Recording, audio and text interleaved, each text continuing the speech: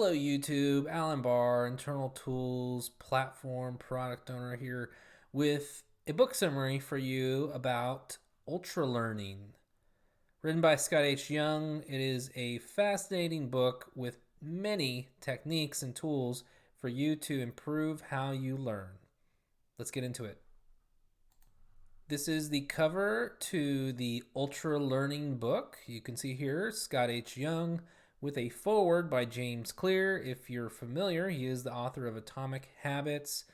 That guy really knows about habits. If you haven't known about the habits, how to get better with your habits, this is the book to read, Atomic Habits. So it's really good. I think it's a really good read.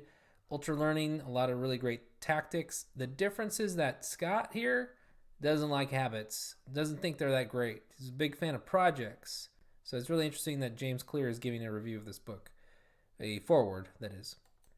As you can see here, I've pulled up my Obsidian. This is my note-taking system. You can go to notes.alanandbar.com if you want to see my raw notes for everything. I tend to post a blog summary over time. I haven't done that with this. I covered a podcast where I covered a lot of this content, but I'm going to go over with it with you here via the ultra long raw notes version instead of the podcast version I made. So if you're really interested, go check out my podcast. You can find it on my website, anchor.fm/AlanandBar is another location if you want to type that in. So one thing I want to show you here is this quote in the book, "Average is over," by Tyler Cowen. This quote is by Tyler Cowen. And I think this sums up the reason why Scott here has written about ultralearning. The point of this is if you're going to be a ultra learner in this interconnected, globalized world where anybody can pull up a YouTube video about anything, learn it quickly, you need to up your game. And that's the purpose of this ultralearning book, is how do you up your game to become an ultra learner? As you can see here, the purpose of the book is to teach the skills that enable a person to become an ultra learner.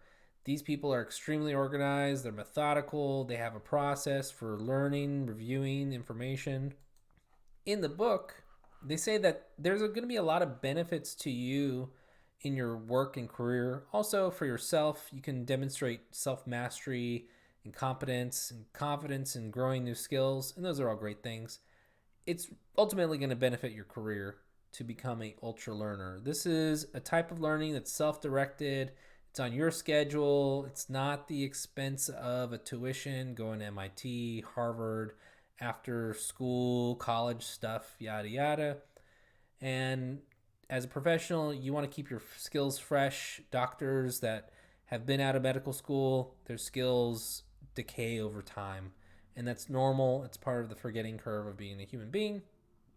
So there are 9 principles of ultra learning, 9 of them. That's what makes this book so dang long, because there are 9, and all of these have specific techniques that you can incorporate into your learning habits that will help you be a better learner, to be better at how you're learning.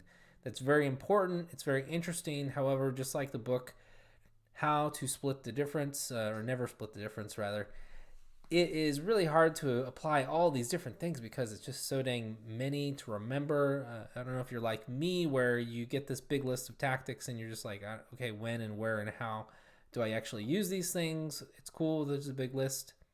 So before you start learning a topic, you should probably ask yourself, why do I want to learn this? Why is this important? And that's part of meta-learning. So meta-learning, the way you can think of that is as simple as, how should I learn? What is the purpose of my learning? How do I learn better? So as you get into your meta-learning, learning how you want to learn, there are a lot of things you can do to improve your learning experience. A thing that Scott cautions is don't waste too much time deciding how you're going to learn. He gives a rule around the 10% rule, saying spend 10% of your entire potential time learning around how you can learn better. I think it's a good rule, very similar to the Pareto principle, meaning 20% of the work will result in 80% of the outcomes. It's just a really good way to think about that. In the book, he does talk about short and long-term tactics. However, there really is only information on short-term meta-learning tactics. And the reason that's important is because the long-term tactics will be focused on what you can do for measuring yourself in the long term, deciding what's working well for you, what's not working well for you. That is ultimately going to be how you manage your system in the long term. There's some other ideas that are part of the meta learning, and I'll go into those in a moment. One thing he highly recommends is conducting an expert interview.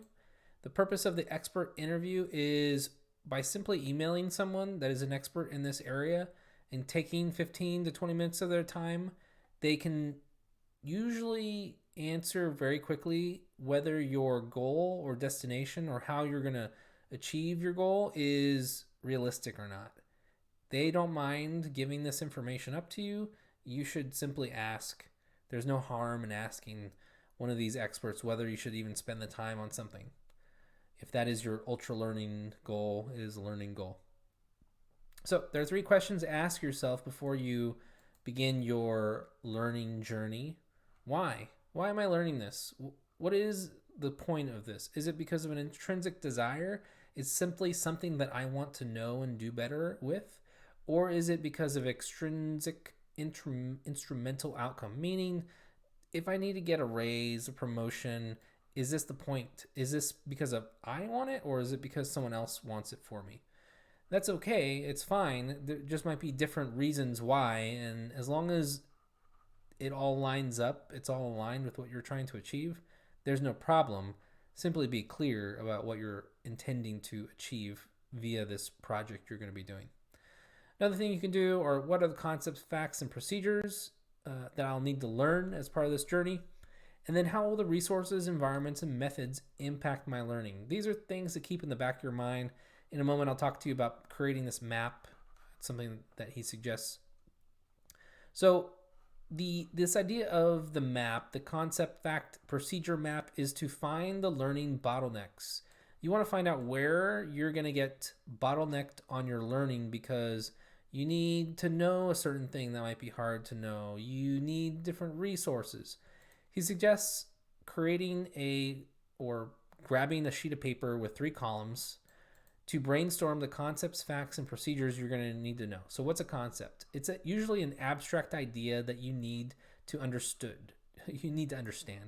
So that could be like algebra, or it could be a taxonomy of the animal kingdom, or it's just something big and daunting you need to know. It might be kind of hard to decide, is this a concept or a fact? Usually facts are pretty clear. Some event happened at some time. Napoleon invaded someplace at some time, yada yada. It's a fact. It happened. Procedure is anything that requires practice. Maybe you need to suture a wound or you need to sew. Those are things that you need to learn a physical action to achieve. It's a procedure. So concepts, facts, and procedures. Using a piece of paper, create a columnar format, write down the concepts, facts, and procedures, identify which of those are going to be a blocker for you, which are going to get in your way. Very simple, will help you identify the bottlenecks and how you're going to break through those challenges. So how to learn a topic. I think this is the big point of meta learning, which is where we're at right now. Meta learning, how to learn what we were planning to learn as an ultra learner. So you can do 2 things. You can benchmark and then you can emphasize and exclude. So the idea behind a benchmark is, especially if it's an academic topic, then there's already curriculum that exists that you can compare, and you can decide whether you want to learn that curriculum in that order or you want to customize it yourself. Then you can emphasize or exclude the parts of the curriculum that you think are interesting or valuable. That allows you to create your customized learning plan and have a better idea of what you're going to be learning. The next principle of ultra learning is focus. Focus is very important because if we can't focus, we cannot learn. So learning is not usually a flow activity. Maybe you're out there, you're really into flow. Probably most of you don't know what flow is. This idea meaning you are doing something and it becomes unconscious. It is a flow state. Time passes by slowly. Then all of a sudden you're done. It's usually enjoyable. It's usually a process that occurs when you already know how to do the thing. If you're learning, you're probably not going to be entering a flow state at that time. But it could happen. You could be working on one part of your learning that gets you to a flow state. It's totally reasonable, totally realistic. So generally, learning is new information and habits you've not established. The barriers to learning can come from a variety of areas. These are the three areas. That is procrastination, distraction, and focus. And this is the kinds of focus. So that's high and low arousal states, and we'll get into that in a moment. So procrastination, hopefully you're not bothered by procrastination, especially if you're watching a video like this. However, it happens to all of us. You're working on something, you're needing to learn, and then something in the back of your mind tells you, time to take a break, time to pull up Reddit, time to go do something else that has nothing to do with what you're doing. So there's a few things you can do. You can set a goal to stick to studying for 5 minutes. You can set a timer. You can notice the feeling, observing what you feel, and trying to understand what is the reason I'm feeling this way. Pomodoro technique. This is taking frequent breaks, setting a timer to take a break. You can also review your calendar to determine, is this time that I'm studying really working for me? And that can really help you because you might be trying to study during a time that is not a good fit for your schedule. Distraction, that is another source that might be external to what we're used to learning. So distraction, ideally you figure out your environmental factors. One thing is to make sure that you're spacing out your time. You don't want to put all your time into a giant time block that's not going to be good for your brain. 50 minutes to 1 hour is reasonable, 90 minutes max for a session. Environmental factors. Do you have a place you can study easily? Is there something like a phone, the internet, apps? Are they getting in your way? Are you attempting to multitask while you're trying to learn something? Review what is impacting you, make changes. The task you're doing, it might be something that's ultimately boring. What can you do to make it more engaging, more fun, make yourself more interested in it? And then your mind, are you able to meditate? Are you focused on something else? Is something distracting you? You haven't really dealt with something that's bothering you. It's totally fine, totally reasonable. It happens to all of us. Focus levels. This is something that you can also manage yourself. I definitely recommend checking out Andrew Humeran's neuroplasticity super protocols. Google that. It's very good, very interesting. You can do certain steps such as breathing or looking at the wall for a short amount of time, 30 seconds, and that will focus you. It will bring you to a focused state. So think about the task you're working on, whether it's going to benefit from you being relaxed or high energy. There's certain tasks, such as complex tasks, that might benefit you being in a relaxed state, maybe solving algebra problems. Simpler tasks may benefit you working in an engaging environment, like a coffee shop. However, you do you. You might see that one of these works better than the other. So directness. When I think of directness here in this book, I think of application. What are you doing to apply your learning? Ultimately, we can read in books all day long. However, if we're not applying the knowledge and information, we're probably not going to learn it. So we really need to focus as much as possible from taking the abstract ideas of the skill and using it in a context where it's going to be beneficial. The simplest example of this is immersion language learning, which is way more direct than reading in a book about how to learn the language. So what are some types of direct learning? Well, there's projects, there's immersive learning experiences, simulations, and the overkill scenario. So a project, this is anything that is something you're working on that you can apply the learning In my case, I took a course through Reforge around product strategy. A lot of the information I could apply directly to my day-to-day work because most of it was small, simple, easy to implement. I could create an artifact from my learning experiences, write a blog about it, make a YouTube. Made it really easy for me to learn that. In the past, I would offer to teach my skill online. It's probably too daunting for most of you. It would force me to learn the material so I could even teach it. Immersive learning experiences, so that's jumping into a country or community of learners around your topic and talking with them. This forces you to learn and use the knowledge that you're gaining. You can also create a learning cohort, people that you're working with that are learning the same thing. You see this a lot in online writing communities, what have you. These are groups of people around similar skill ability that are better able to teach each other what they're learning. Simulation, you can think of pilots. They can't always train in the plane that they want to train on. So they use a video game essentially. You want to participate in as close to the real thing as possible to better learn. So if you can't go to the foreign country to learn your language, you can call on, so antiquated to say Skype, but italki or other language exchange things, anything is possible there. Flight simulation, conversational practice online with native speaker. Those are what we talked about. Overkill scenario.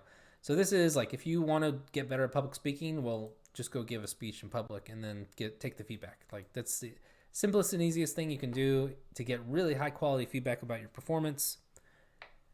Test above your level.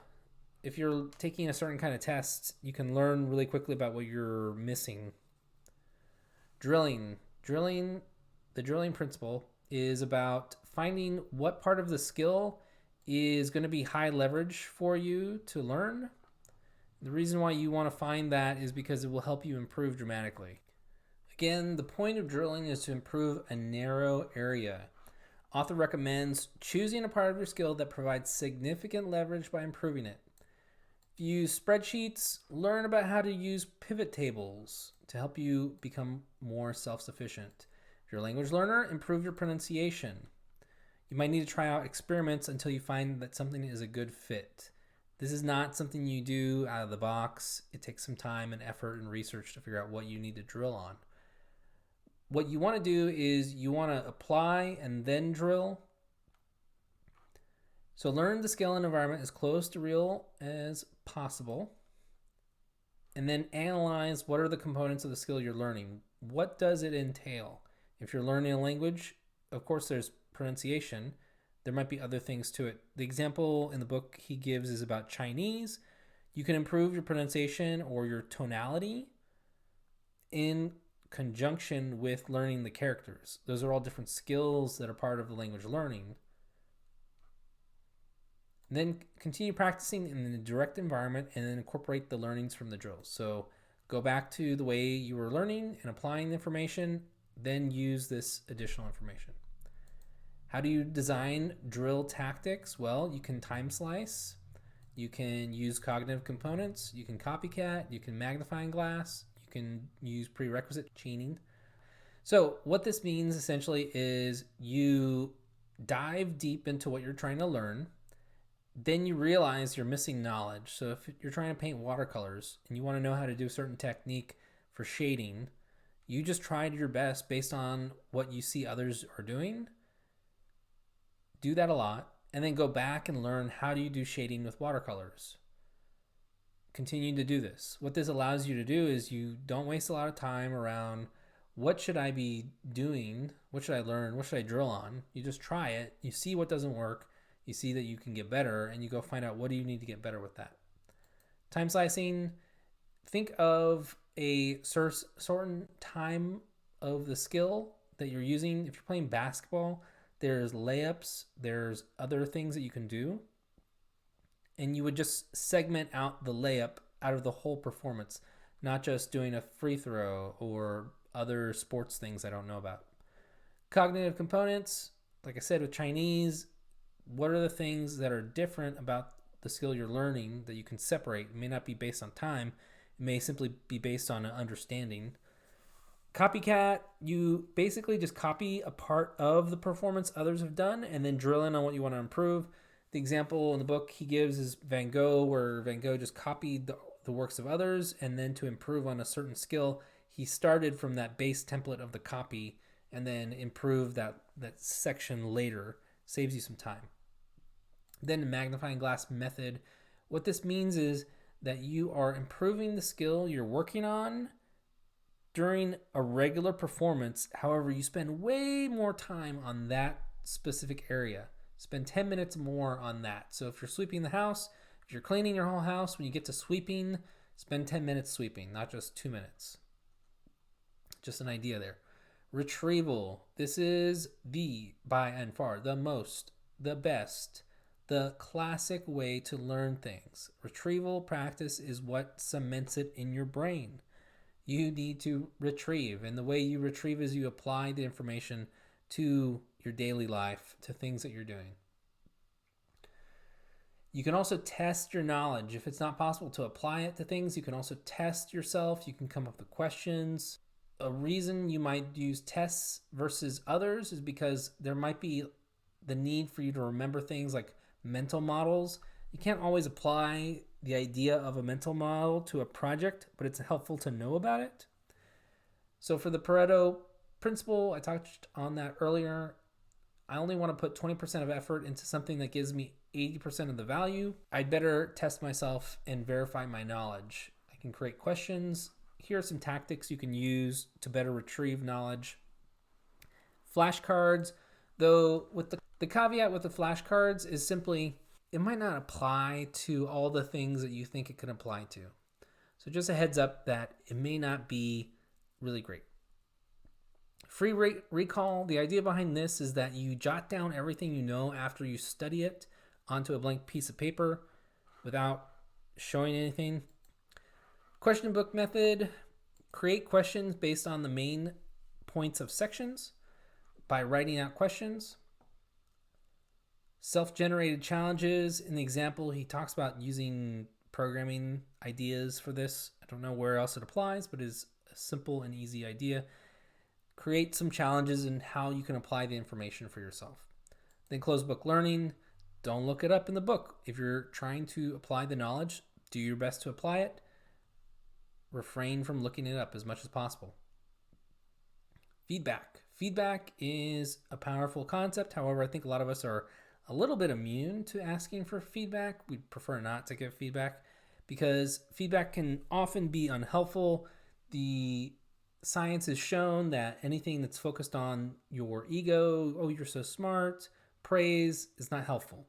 It's not really good feedback. You literally want to know, what about the performance can you improve? What about the performance, if tweaked, could result in better results? People can disregard the information of feedback because of who is giving it, how they're giving it. The better we can accept feedback, the better we can improve. However, feedback needs to be timely. You need to be able to have a gap between the time you are practicing the skill and then getting the feedback, because otherwise you're not getting a good, thorough idea around your performance. The struggle is part of learning. The struggle to apply the information is what helps you learn. So there's 3 kinds of feedback here. Outcome, informational, corrective feedback. Outcome is focused on, was it good or was it bad? Did I pass? Did I fail? Did I get a grade? Okay, well, what was good about it? Well, we don't know. They won't give you the extra information. Informational feedback does provide what is working, what's not working. Could be like diagnostic warnings. Your tire pressure's low. Oh, okay, great. I should fix that. Indicates that there's a problem, but doesn't tell you what the solution is. Oh, I should fill the tires up? Okay. So that's a hard thing about informational feedback. Corrective feedback is the best kind of feedback. However, it requires people like a coach or a teacher. Tells you the reason why you score poorly is because of your multiplication. If you use multiplication tables and study those, you'll be more effective. It's informative, it's useful. However, it's not always possible. So the ways you can improve receiving feedback, one idea is noise cancellation. With that, you focus in on what of the feedback is actually helpful and what is noise. Filter out the noise. The reason is certain metrics or feedback you receive might be clouded in information that's unhelpful. You might need to find a proxy metric. The example, raw hits of a blog post may not actually mean you're a good writer. It may just mean that bots are hitting it or people loaded it and then were quickly bored. So you need tracking that shows that people actually read it. You may not be learning something that's complicated enough to give you good feedback. You may have to weigh whether the feedback is ever going to be good for what you're trying to apply. There's a difficulty sweet spot. The idea being you should only be asking for feedback on the performances that are not too easy and not too hard. If you get feedback on something you did really easy, people will not give you good information. If you do something that's too hard, you ask for feedback, they'll tell you what you already know. Like you should practice more or something. MetaFeedback, this is you tracking your own performance. You don't need to wait for other people to track it and tell you how you're doing. Simply measure yourself via various mechanisms. Whether was there a score you did good on? Was there time that you spent? Finally, there's high intensity rapid feedback. Similar to over practicing, over learning. If you're learning to speak publicly, go out in public, get the feedback, speak the language to the natives, see what they're saying to you. Retention. Do the forgetting curve. We're going to forget. We need to have a plan how to keep our information that we're learning that will serve us in the long term. Memory decays with time. New memories may interfere with old memories. We may have the memory, we're only missing the cue to activate it. How can we preserve our retention of knowledge? So there's these memory mechanisms. Some are better than others. I'm just going to tackle mnemonics really quickly. These are great, but they're terrible. The reason they're terrible is because it may not be worth it. It really depends on whether what you're trying to learn is worth memorizing in this contrived way that has you associate a funny saying or some words. It's just difficult to use. Spacing, this is probably the best. You want to space out your learning. You can use spaced repetition systems like Anki or others. The point of this is that the more that you engage your brain over learning something over a long period of time, the more likely it's going to reach long-term memory. Proceduralization, you're doing a skill to the point it becomes unconsciously habit. You may not be able to do this with everything that you're learning. Overlearning, continuing to practice a skill past learning it. You could be assembling a rifle, or if you're in your country, you don't have guns. Maybe you're assembling bricks or a puzzle. You're doing something to the point that you've already learned it, but you're practicing. The practice will help you continue to overlearn it, helping you to take it to long-term memory. You can also work on advanced, higher level skills. So in the book, he gives the example of math. There's lower level math, there's higher level math. When you do the higher level math, you're usually incorporating the lower level math.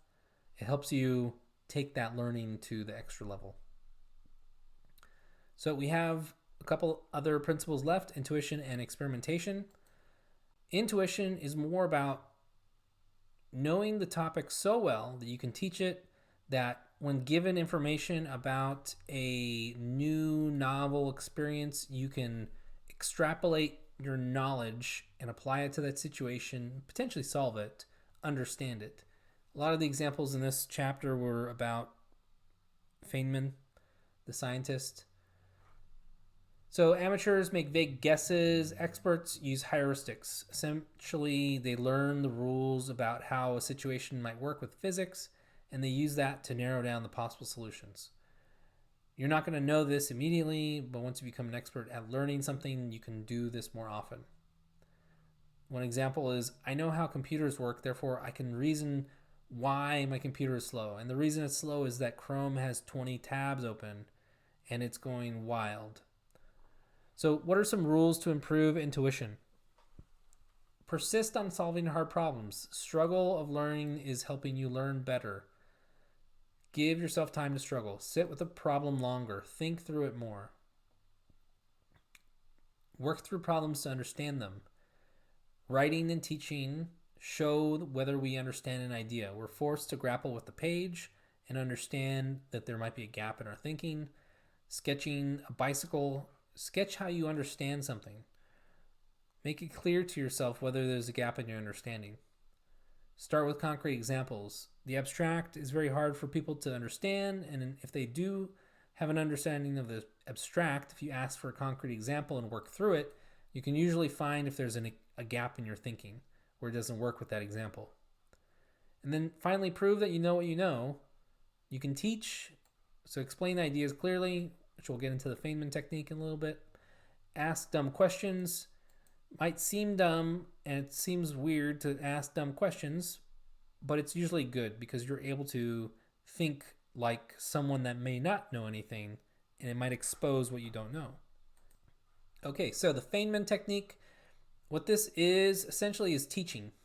It's a technique to make sure you've learned a topic, and you do that through teaching. You don't need to teach someone in particular. You can simply teach a rubber duck.